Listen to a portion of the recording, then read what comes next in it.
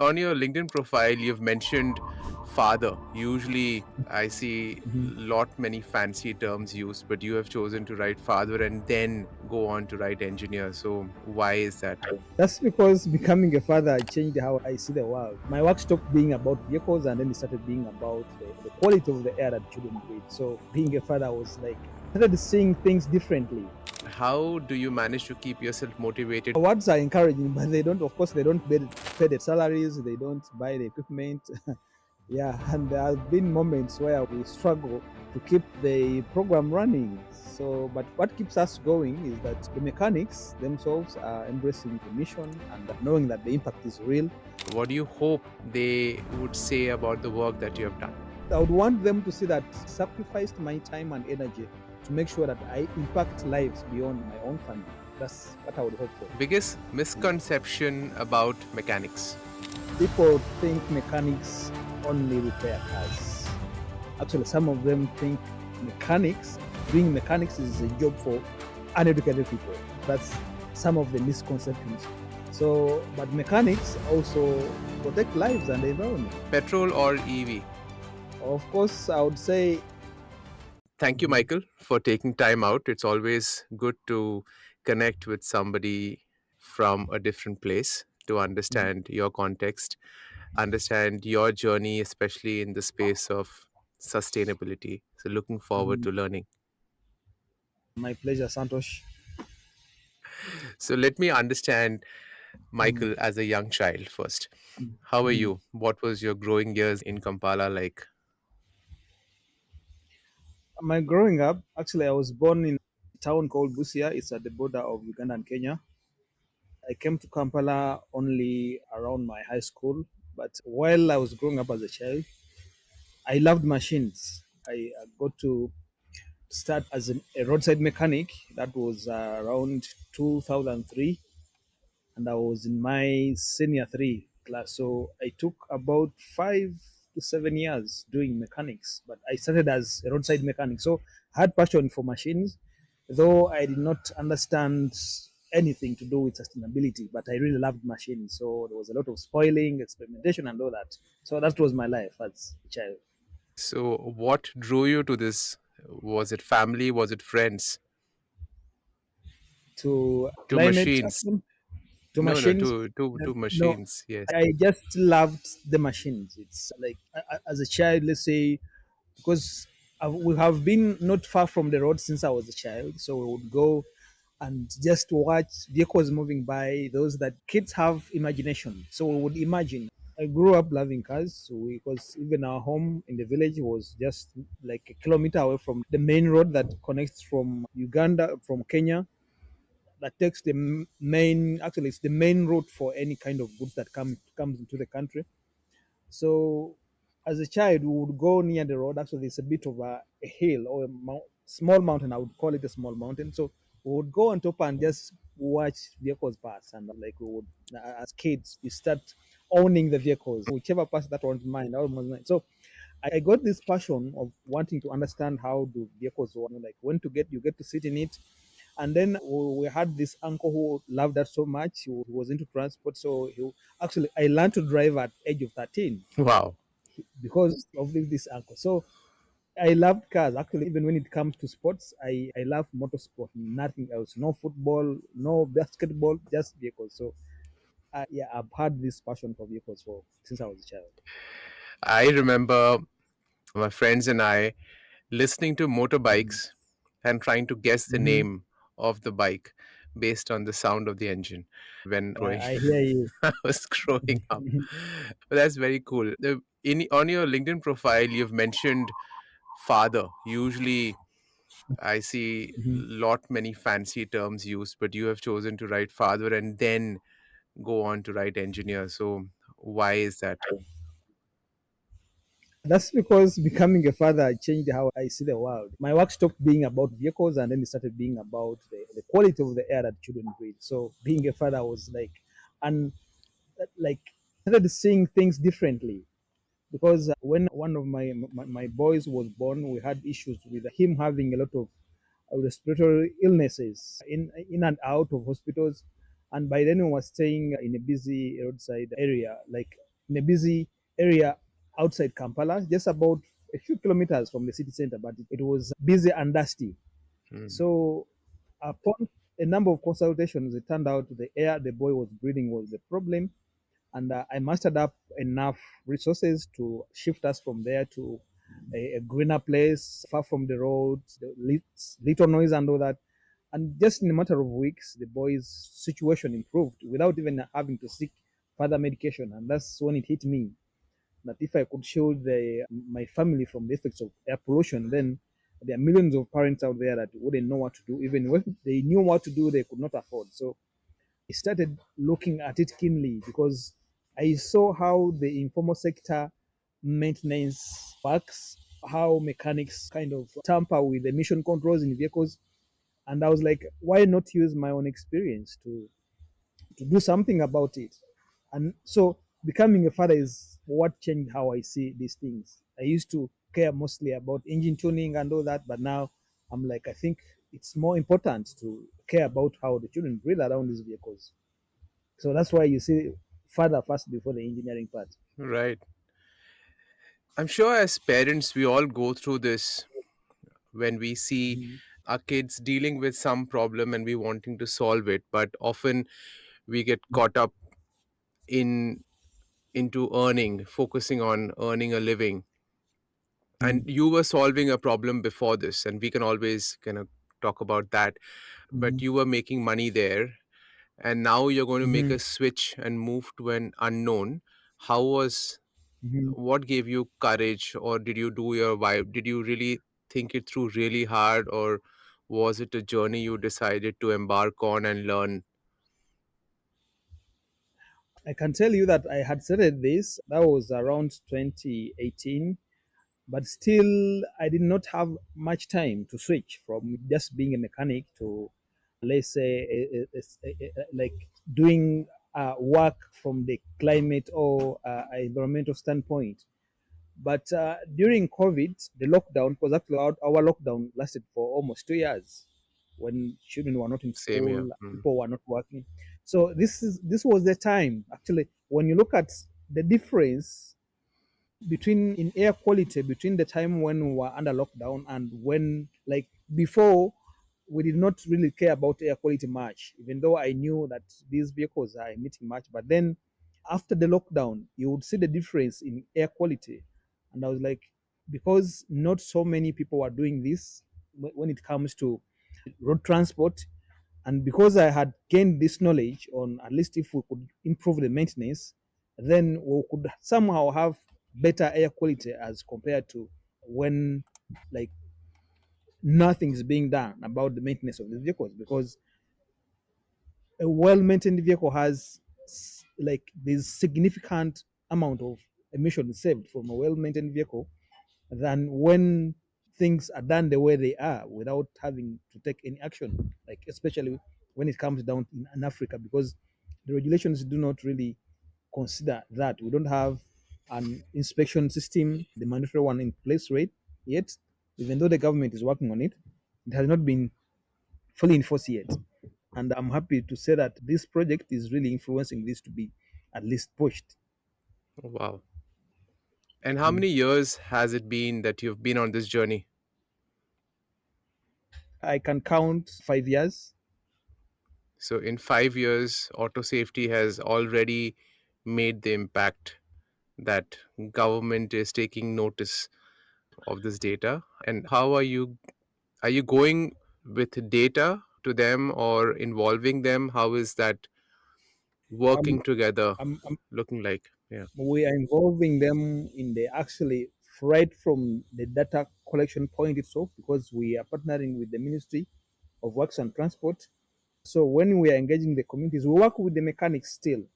The reason why we work with the mechanics is because these are a key stakeholder that is underlooked, and then they are not so much considered when it comes to making decisions about transport. So we engage the Ministry of Works and Transport. We get some engineers from them when we're doing a community activity. So we test the vehicles for emissions before a repair is done, and then you test after the repair. So if It gives you an idea on how much emissions have been saved from an effective repair. So now this is why we are creating this database, because when you compare, let's say, a vehicle from the UK, it comes with a document called the V5C that has specifications of this vehicle, including the emissions. Now, when you translate that to our local registration, nothing about emissions is mentioned anywhere in this logbook. So even the government itself does not know how much emissions come from what kind of vehicle. So this data is required to build a case on how do these vehicles emit if you compare it to the manufacturer specified values, Right. because most emission estimation kind of studies for Africa is based on what the manufacturer put or what other governments are doing outside the country, like developed countries. We don't have, so when you compare the two, these are, they will have different settings.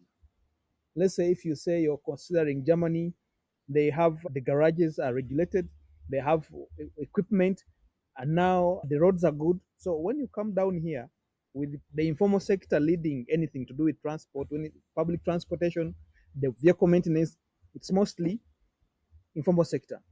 Less than 30% of our entire road network is paved. So it's mostly dusty roads. Now, you cannot say that a vehicle that was built, let's say, 10 years ago, is going to continue having the same emission profile after, let's say, 3 to 5 years. Right. You get when it's running on Ugandan roads with no inspections. Most of our parts and accessories on the local market are counterfeit, getting poor maintenance and then running on bad roads. It cannot be so. That's why we are collecting data based on, like, data is that is locally adapted to our settings, and then we compare how does this vehicle become, like, how does it compare to the same vehicle in a countries where it came from. You see, so that's why it is very easy Right.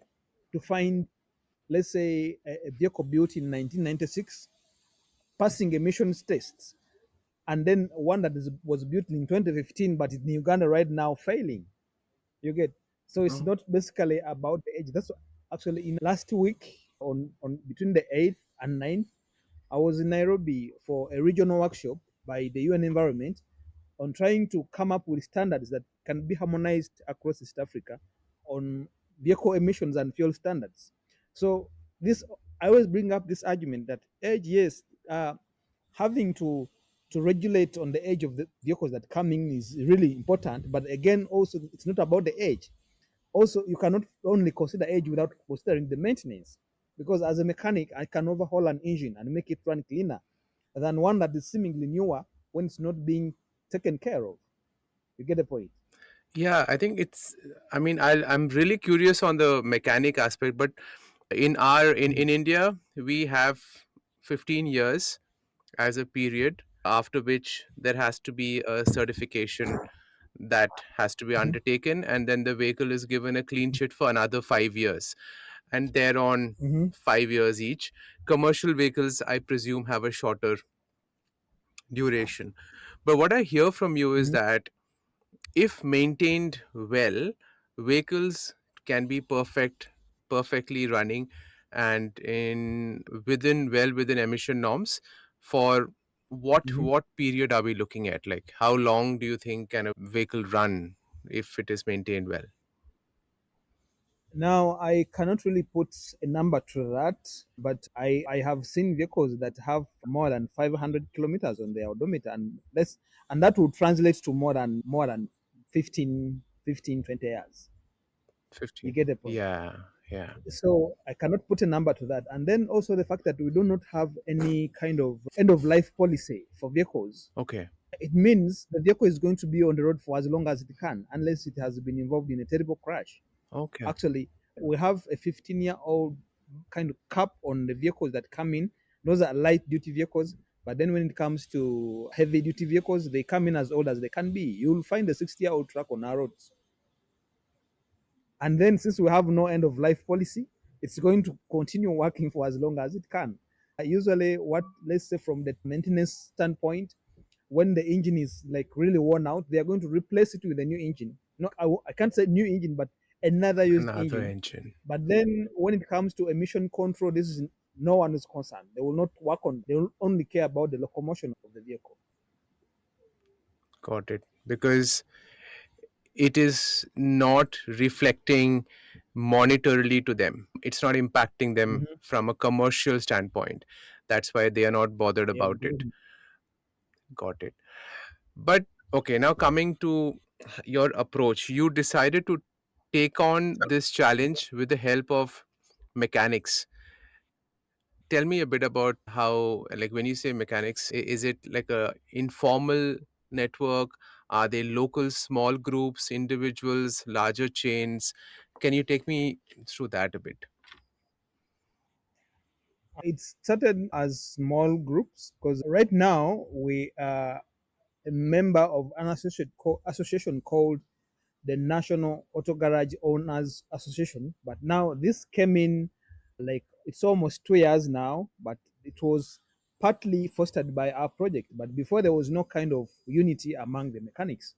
So we work with those who are working in makeshift settings. You'll find a garage under a tree behind some mall or something, but usually they are organized. There has to be some kind of leadership among them. So we do the mobilization through their leaderships. Actually, we start before we even do the training, we start with what we call focus group discussions. Let's say we can mobilize, let's if we want to train, let's say 200 mechanics, we do a focus group discussion with their leaders, let's say up to around 50 members. And now the point of this focus group discussion is so that we understand what they already know about vehicular emission and safety controls, their kind of challenges in their kind of or in their line of work, the kind of concerns they have. And then from here, this helps us to design training workshops that are tailored to addressing some of these gaps. And some of the information that we collect during the focus group discussions includes their age, their level of education, if they have families, the age, and it has always been young people mostly, actually as young as 16 years, 16 to up to around 35. These are the people that we have dealt with. And then you find that of these people, more than 70% gained any kind of training in their line of business. They learned in a way of apprenticeship, like you learn from someone who Yeah. learned from Yeah. someone. And when you analyze it, it was very easy to start with apprenticeship in the days when vehicle technology was still low. But right now, if you look for a vehicle with a carburetor, like a carbureted vehicle on the road, it's very difficult to find one. Most of them Yeah. are electronically controlled. Yeah. You get so for someone who never had any kind of training, the formal training in this line of work, it's very difficult. Many of them are smart, so we just have to show them the right direction. Like the training workshops are focused on improving their skills when it comes to doing diagnostics of vehicles. So the demographics data that we collect includes their age, their level of education, if they have family, and like where they stay, things like that. So this helps us to design the training workshops. So it starts with small groups, but then you find that after every training workshop, we have impacted maybe people from more than 50 garages in a go. Maybe more than, because we have local leaderships. We have local leadership, which is the smallest unit called the local council one, which has about 70 to 80 households. So you find that this local council or a parish, in one training, we can impact more than 10, 15 parishes. Right. You get the point. Right. So it's not individual. It starts at garage level, but through their leaderships. So understanding the community context is very important to do Mhm. outreach. And are there similar structures in your neighboring localities or countries? If you were to expand in Africa, is the structure similar?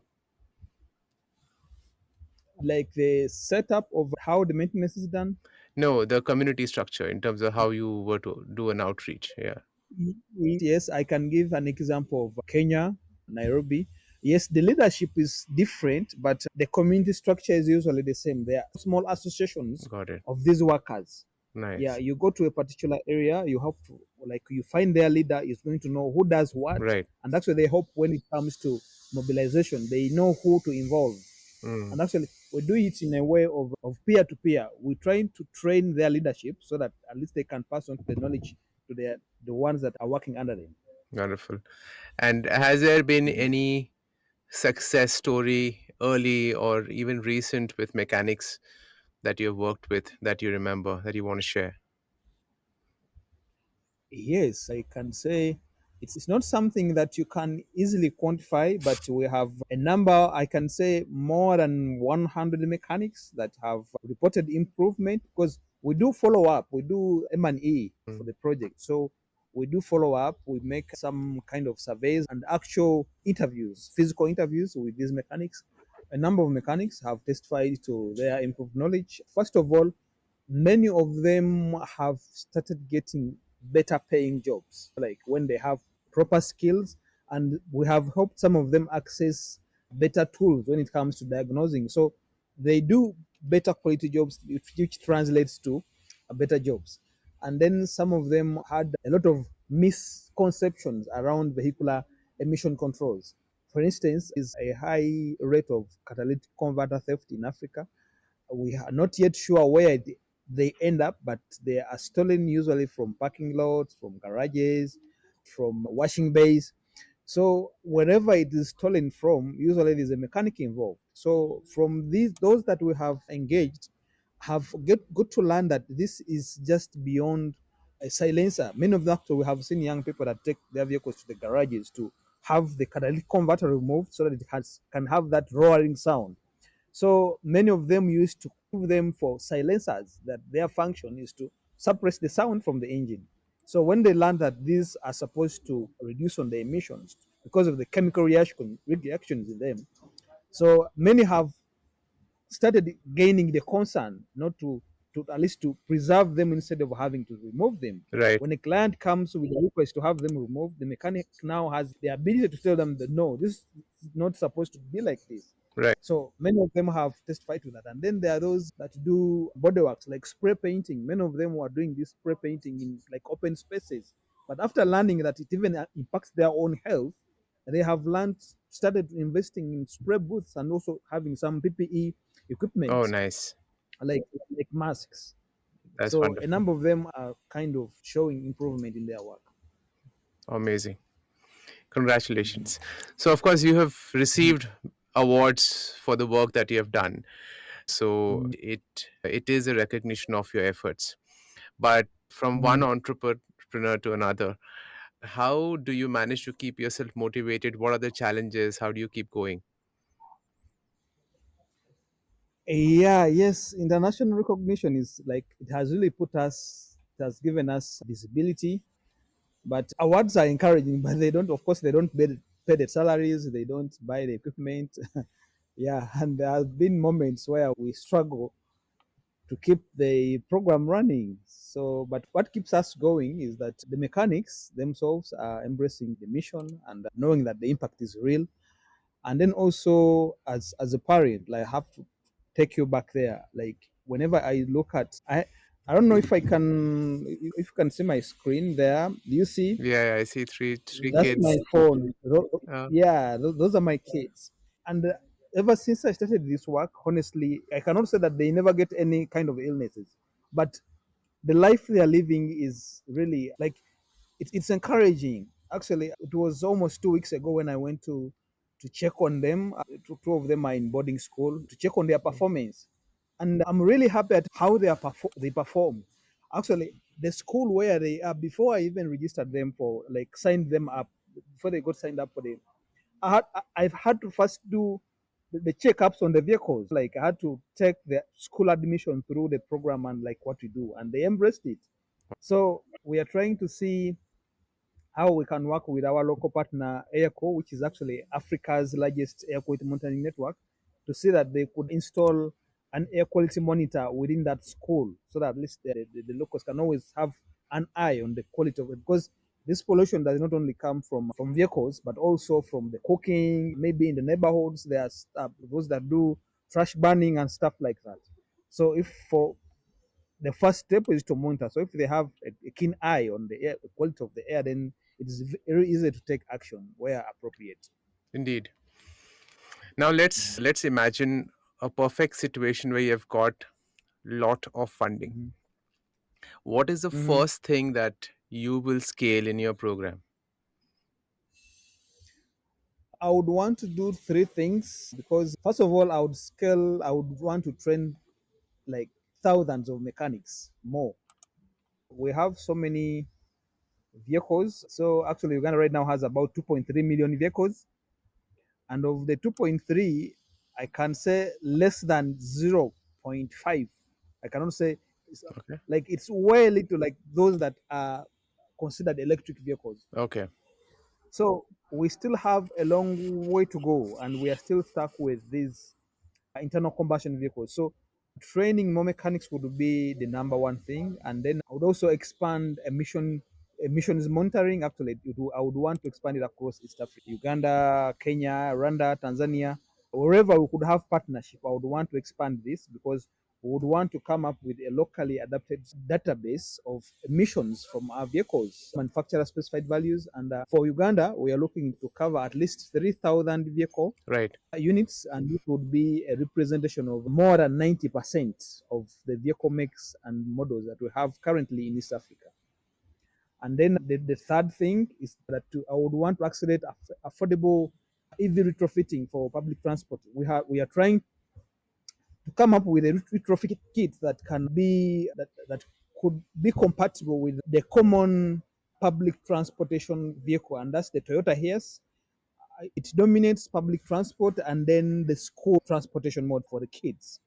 Yeah, so if we can come up with this, we did one proof of concept, but it was expensive. It was very expensive.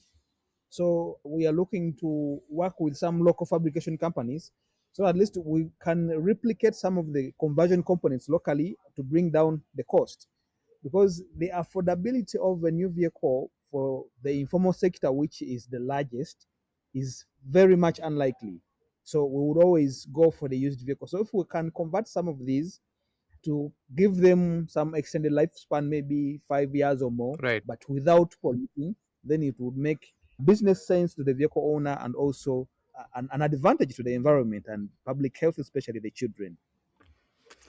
So those are the three things: Amazing. scaling mechanics to expanding the database for emissions, and then also like advancing the EV retrofitting. Because honestly, I cannot afford a new vehicle. I can only buy a used one. So there are millions of people like me. So Right. we are still stuck with these vehicles. So if we can, like, what would be one way to advance EV adoption if we can just convert them to electric. Wish you the best for Mhm. this. I'm rooting for this. Okay, now you're thinking our conversation has been about making air better, more breathable. What else do you think of? What does Michael like to do apart from thinking of emission? Apart from emissions, so now this is my personal life. So I love my family. I see how my boys now, like the youngest has not gone to school yet. I can say he's homeschooling, but he does copy just about everything I do, unless the one I do behind the curtains. But if he says me doing something, he's going to copy. I can say he's so hardworking. You're trying to fix a vehicle, he's going to come and try get the nuts, putting them back where you remove them.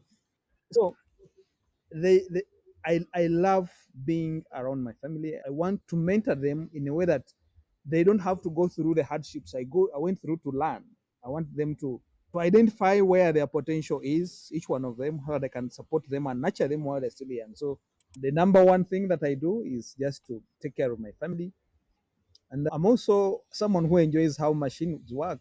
Like I said, I don't go to bars, but I like to explore new technologies, especially when it comes to vehicles. So I love to spend time around that to understand the new trends. How can this apply to our local settings?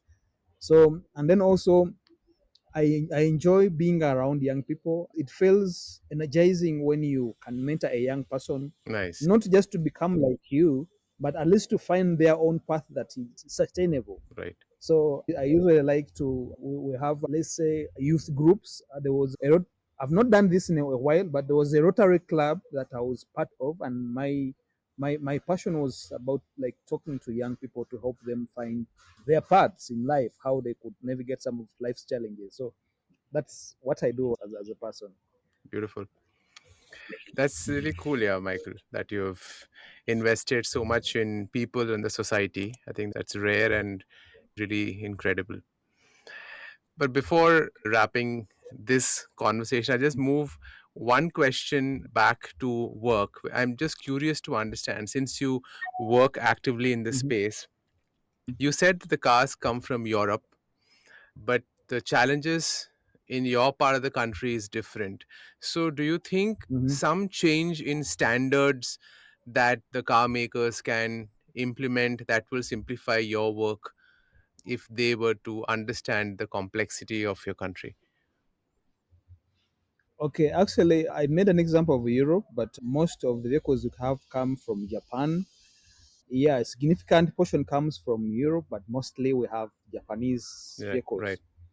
And when it comes to our local settings, because we have challenges with the infrastructure development, I would, let's say, be happy if some of the manufacturers, actually, I wouldn't want to pin this on them, but in some way, the issues we have this with these vehicles is an extension.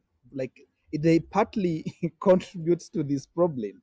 You get so if there could be a way of them having some, let's say, some bit of what we would call extended producer responsibility. Let's say if we could find some kind of partnerships with them, let's say with Toyota, with, let's say, Mercedes, or those that have a large number of vehicles coming to Africa. I know by the time they come to Africa, usually they are no longer under warranty and all that. But if they could have come up with some kind of producer extended responsibility, then it would help us navigate some of these challenges. Because right now, just the Kampala metropolitan, we mapped out about 50,000 mechanics, and let's say every mechanic trained is going to impact like hundreds of, actually thousands of vehicles in their entire career. You get so if these mechanics are well equipped to go around proper maintenance and repair of these vehicles, I think life would be better for everyone. Like let's say now we are trying to retrofit some of them. If they could come up with the way of supporting this initiative, right, not just mine but other initiatives that have trying to do something about this, because we don't have scrappage programs for these vehicles. Like those countries, there are those incentives that you take your vehicle that is old, maybe it gets scrapped and you get, let's say, a discount on a new one, things like that. We don't have that. So if we could get the manufacturers to somehow get involved as produce extended producer responsibility, then it would make life much better for us. And then also when it comes to the standards, I think they would it would be hopeful if they do these machines with, like, at least to make there has been some, there was a joke that I had that an engineer's dream is a mechanic's nightmare. uh, Like there are those points where you have to just to remove a small part, but you have to dismantle like a lot of things just to reach that one part. And usually from our settings, because these mechanics don't have proper tools to do the work, sometimes they do the hammering and chiseling and cutting. okay, So it means it is not going to go back the way it was before the dismantling. You get the point. So if somehow they could come up with programs or even well stipulated user manuals, maybe that is somehow maybe embedded within, because let's say if you're doing the OBD2 or the onboard diagnostics, there's no single manufacturer that embeds that system within the vehicle's ECU or the software, that if you're going to do right, this, right, like at least some of these would be embedded into this, because knowing that where this vehicle is going to end up like years after, there's going to be someone who's going to be confused about right, how to go about it. You get the point? right, right, right. Yes. So this has been very insightful, and I loved your energy and the work that you do, Michael. Now imagine that your children, three beautiful children that you Mhm, have, they grow up, and let's assume that mhm, the social media platforms still exist, and they land up on mhm, this particular video of ours that mhm, where we are talking and you're sharing a Okay. vision. What do you hope they say about your work and what you have done for them? Please come again with the question. So I'm saying that let's say that after 20 Mm-hmm. years, your children Mm-hmm. grow up and the social media Mm-hmm. platforms still exist and they Mm-hmm. see our video, our conversation. What do you Mm-hmm. think? What do you hope they would say about the work that you have done? I think I just hope they get to be proud that life changed a lot around them because of what the choices their father made. Because usually, as children, actually, many of them, like when they talk to their friends, like they want to be like their father when we grow up. But then when you grow up, actually, personally, I had such a dream that I would, because my father was an industrial engineer, and at some extent, I really wanted to be like him. But then when I grew up, I kind of looked back at some of the mistakes he made. Like I was like, ha, I think I don't want to be like my father. So I just pray and hope that the perspective changes around my own kids, because what I'm doing, most of the work I'm doing, is to give them a brighter future, and not just themselves, but with kids look beyond my own home. So I would want them to see that sacrificed my time and energy to make sure that I impact lives beyond my own family.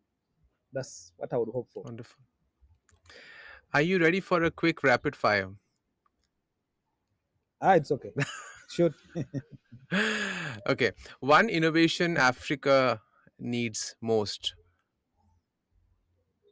We need, I think we need affordable, clean mobility that is powered by local innovation. Okay. Petrol or EV? Of course, I would say EV, but we need to responsibly manage today's petrol vehicles because while we are in transition. Yes. A leader that you admire. There is quite a number, but if you ask me for one leader, but if you ask me for leaders, then there's this Kenyan called Wangari Maathai. I don't know if you've heard of that. But mostly, Mandela has inspired a lot of young people, including myself. Lovely. Biggest misconception about mechanics. Yeah, people think mechanics only repair cars. Actually, some of them think mechanics, doing mechanics is a job for uneducated people. That's some of the misconceptions. So, but mechanics also protect lives and the environment, because a lot of the vehicle, actually, like yesterday, there was a crash, a road crash that involved school children, and more than 20 of them died. Actually, we've had this just 1 week, we've had more than 5 crashes, that two of them very terrible. So I think this comes down to how this vehicle is maintained as well. It's not just about, so mechanics are not just about repairing cars. They have people's lives in their hands when it comes to transport and the environment as well. So they are not just vehicle repairers. Right. If well mentored, they can be stewards for the environment and people's lives. And final question, one word that you will use to define your mission. I would say my mission is about transformation. Wishing you all the best, Michael. I think I learned a lot from this conversation, and you're doing powerful work. It's not easy. It needs a lot of power and grit to continue doing what you do. And wishing you all the best and success. Thank you so much, Santosh. And I'm really happy to keep you in the loop with what we do, because such interviews and conversations like encourages us, because now you sharing this with the world like makes me know that I'm not alone. Like you're not a mechanic, you're not in Uganda, but at least you're helping expand our impact, because someone else, let's say in Nigeria or in Ghana, gets to land on this, like, hey, Ugandans are doing this. I think it's a good idea. So thank Yes. you. Thank you for the work you do as Thank well. you. Thank you so much.